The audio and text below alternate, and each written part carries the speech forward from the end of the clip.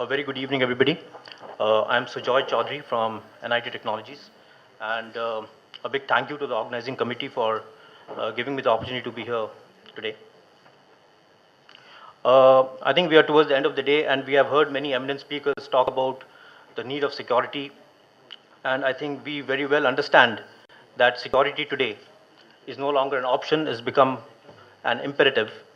And we at NIT Technologies, whenever we design, develop, or deploy an IT solution, we make sure that we understand and address all the IT concerns, all the security concerns of all the relevant stakeholders in any enterprise application.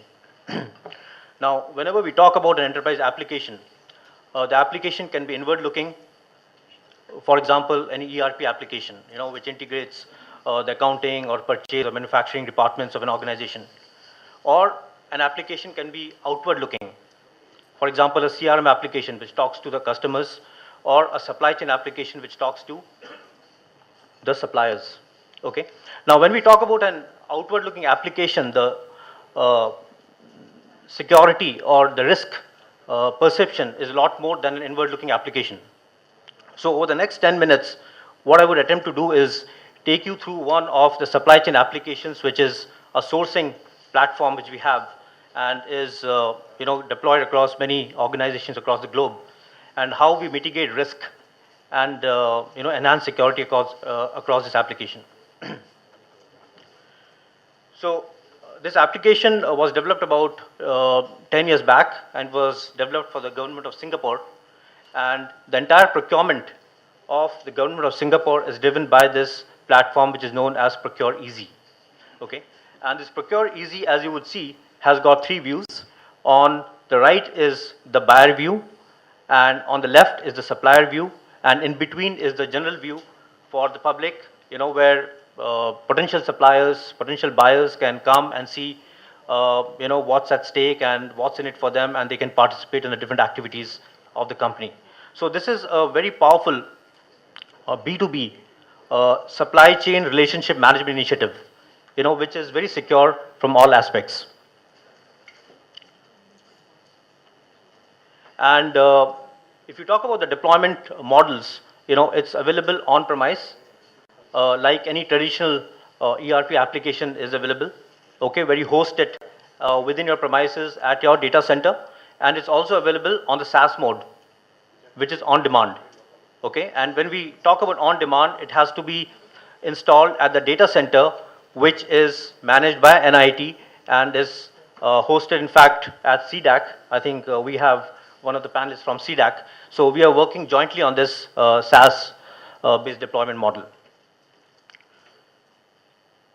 Uh, from the functional perspective, these are the three functional areas that the application focuses on. Uh, One is the sourcing, where all the existing and the potential suppliers are registered in this application. And if an enterprise is spread across, let's say, 20 or 25 locations, uh, the sourcing activities can be done centrally, and the central administration can have complete 360 degrees view of the procurement activities, and thus ensuring transparency and compliancy. And then the second area is the complete purchase to pay cycle.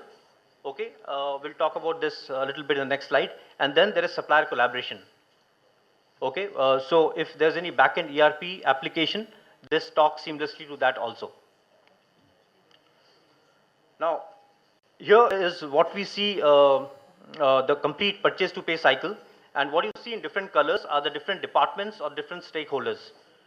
Okay, so this is essentially a completely web-enabled, workflow-driven application,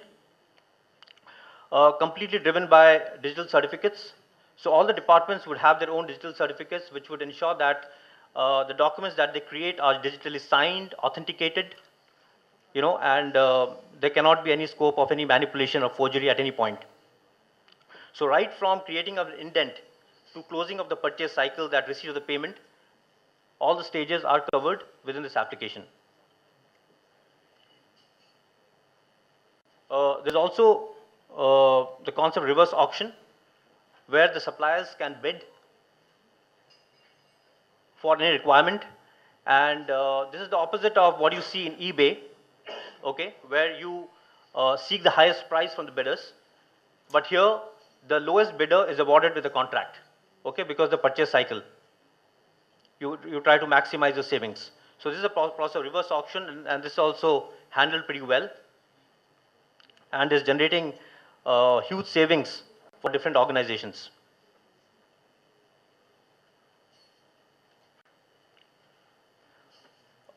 Now, since we are talking about the SaaS mode, some of the key value propositions are, convenience based and savings based. So, I mean, since it's a SaaS model, I mean, there's no risk for the stakeholders. You know, they can unplug anytime they want. Uh, and obviously, it's a what do you call, an OpEx based model instead of a CapEx. So the payments can be done on a monthly basis, and it's very secure. So what I would like to do quickly is come to the security aspects of this application and show you how this is really an attempt to, there's an attempt to make it foolproof and, ensure that there's no pilferage of data at any point.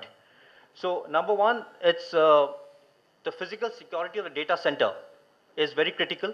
So since it's being hosted at CDAC, we are making sure that it's controlled by biometrics, which is fingerprints and iris driven. It has got all the audit logs, who's accessing the data center, when and how. Uh, then it's supported by a 128-bit SSL secure socket layer encryption, and this ensures that your website is very secure. So when you look at the URL, it is HTTPS, S standing for security, and it ensures that all the participants who do transactions are working in a very secured environment. Then we are having a private key infrastructure, okay, which is driven through digital certificates. And now when you talk about digital certificates, every person, who creates a tender or participates in a tender bid is given a digital certificate, okay, and this basically creates a legal binding of the uh, creator of the document, so that tomorrow he cannot back out. There's a legal binding between the message and its creator. That's what the digital certificate does. Then obviously there are firewalls, there's antivirus and network protection systems, and these are authenticated from time to time. And we have ISO 27001 certification, which ensures that these are in place all through the year. Secured password storage. Not even the database administrator can have access to the password. It's very, very secure and can be changed anytime. There's a role and time-based access. I'm sure everybody in this room would be privy to the tender cycle, in any government organization. A tender is published, is accessed by the participants, is responded to by the participants. There's a tender opening, there's a pre-bid meeting, and then there's an award process. Typically this whole cycle takes about 8 to 9 months, could be more. Now what this does is that it really crunches the entire tender cycle, into a couple of months. And this IT security, all this role-based and time-based access really makes it very, very secure. So whenever there's a tender opening, there are 3, 4 people sitting at the dais, and in front of them, the tenders are opened. So this IT environment mirrors that traditional approach of tender opening, through a role-based and time-based access process. And obviously data backups are captured from time to time. There's a DC and DR, there's a disaster recovery system in place, and there are third-party audits to ensure everything is in place. I just wanted to take a few minutes to explain this, the concept of digital certificates and how they ensure the security of the data. Now, every digital certificate has got a private key and a public key. Okay, so there are 2 keys involved, and every tender document or any procurement document which is published in this application is mapped to these 2 keys. Okay? So now when a tender is published, it carries a particular key or a unique key. And then when the supplier submits his response, he again does it through a key. So the combination of these keys helps to encrypt the data and again to decrypt the data. Okay, so when the buyer opens the tender, there's a tender opening, the public and the private key has to match, and only then the tender can be opened. Okay, so if there are 5 buyers involved in a particular tender, there'll be 5 keys. Okay, and unless these 5 keys are used one after another in the order specified, the tender document cannot be opened. Okay, so in case of 5 buyers, there would be 5 levels of data encryption and decryption. Okay, so that is the level of security involved in this procurement cycle. Okay, and it's as good, if not better, than the traditional mode. And since it's web-based, people do not have to queue up or sit in a particular office. They can view it from wherever they are. Okay, so that's the secured bid process. And the bid opening is also along the similar lines. What you see on the screen is now a digital certificate, and this is a unique code which is mapped to a particular user. Okay, it's really unique and has a private and a public key. And this is issued by a third party, and they keep a record of all the keys they're issuing. And if in a tender document there's any tampering of data or manipulation of data, it leads to a tampering sign. And this tampering sign looks like this. You can choose whichever sign you want to use.